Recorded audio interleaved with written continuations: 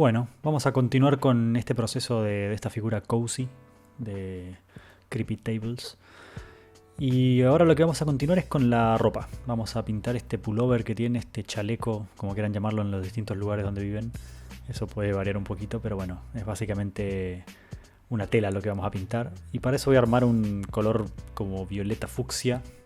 Mi idea original siempre fue fucsia, así que empiezo a mezclar un poquito de rojo con blanco ahí en la paleta y empiezo a obtener el color que quiero. Hay muchas partes de este video que se repiten con respecto al anterior, así que lo voy a dejar acelerado en 1,5 y así tampoco perdemos tanto tiempo mirándolo en tiempo real. Acá agarro un color que no había usado antes, el magenta en este caso. El magenta tiene unas propiedades interesantes, es un color súper transparente en el caso de Winsor & Newton. Yo me fijo un poco en esas cosas, seguramente más adelante en el video les comente un poco más sobre este tema. Pero básicamente lo que es un color más transparente que me ayuda a llegar a ese fucsia que estoy buscando. Si ven, seguramente van a ver directamente el impacto que tiene sobre la paleta al mezclar. Es bueno tener en cuenta que cuando uno trabaja con primarios normales, me gusta decirle normales, seguramente tiene un nombre técnico mejor que ese, pero cuando uno trabaja con azul, amarillo y rojo, hay colores a los que uno no puede llegar. O sea, yo mezclo un violeta con azul y rojo y no voy a poder llegar exactamente al color que estaba buscando, a menos que agregue un magenta. Para no aburrirlos del todo, acá hice un pequeño corte. Van a ver que ya la pintura en la paleta está usada, se nota. Tiene una capa en casi toda la superficie de ese fucsia que hice. Y acá estoy solamente repasando algunos detalles. No quise aburrirlos porque el proceso es muy similar al del pelo, pero más simple incluso porque es básicamente un solo color. De hecho acá sigo usando el mismo para repasar algunos detalles que veo que no están pintados. Se puede llegar a apreciar quizás en lugares donde la figura no brilla del todo. Entonces me estoy dedicando un poco a eso en esta sección. Seguramente acelero un poco más acá, pero es un poco para comentarles eso y que no se lleven la sorpresa del corte y que falta una parte. En realidad no se están perdiendo nada.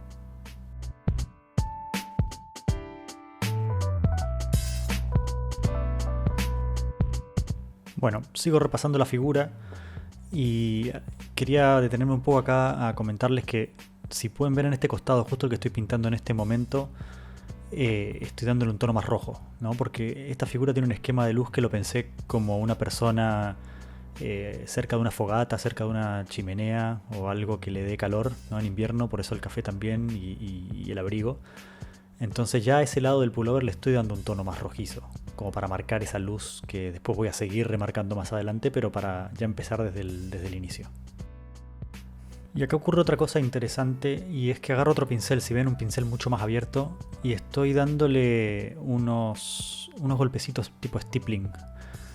De hecho voy a frenar un poco el video en este instante para dejarlo al 100%, porque lo que se me ocurrió acá al haber depositado más pintura con el otro pincel es quizás puedo darle una textura a este pullover, a esta tela, como más de lana. Y no solamente hacerlo o no hacerlo directamente con luces y sombras y puntitos muy pequeños como se suele hacer con acrílicos, sino que aprovechar un poco las características del óleo y darle volumen real, ¿no? Textura real. Entonces empecé a darle con este pincel bien abierto de frente directamente, marcando un poco esa textura. No sé si se alcanza a ver exactamente en el video.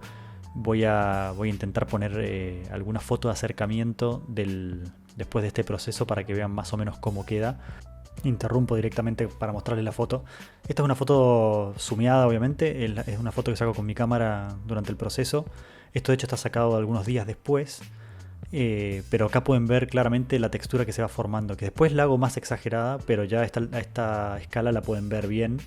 Y el efecto un poco que quiero lograr con ese simil stippling que estoy haciendo con este pincel bien abierto.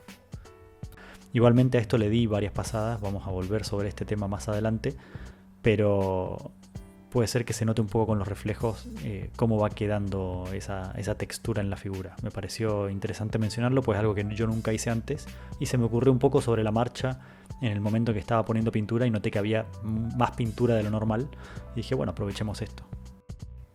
Mientras siguen viendo el proceso un poco más acelerado, básicamente sigo haciendo lo mismo que les comenté recién.